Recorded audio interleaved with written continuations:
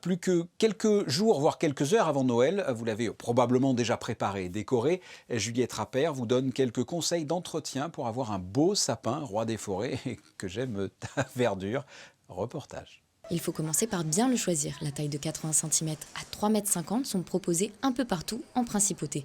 Si vous avez opté pour un sapin naturel, voici quelques conseils pour le garder en forme le plus longtemps possible. Dans l'idéal, il faut l'éloigner de toute source de chaleur. Vous mettez une bassine d'eau, juste un fond d'eau, vous trempez la bûche à l'intérieur, ce qui va permettre de l'eau de nourrir la bûche de nourrir le sapin. Vous avez choisi le naturel pour la couleur, pour cette odeur boisée, mais en revanche peut-être pas pour les épines.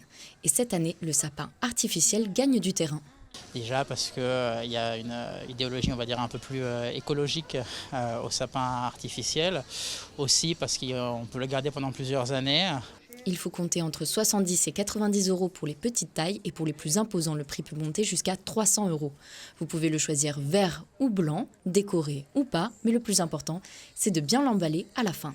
Alors au niveau de l'entretien, c'est vrai qu'il n'y a pas grand chose à faire une fois que vous l'avez monté. Contrairement au sapin naturel, c'est pas grave si vous le bousculez de temps en temps parce qu'il ne va pas perdre d'épines.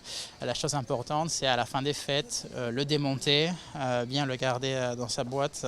Mais voilà, c'est pas très compliqué. Naturel ou artificiel, le sapin demande de l'entretien. Noël n'a pas encore commencé, mais il faudra penser à tout ranger après les festivités. Concernant les sapins naturels, des enclos de la société monégasque d'assainissement seront à disposition dans plusieurs quartiers de la Principauté d'ici le 26 décembre.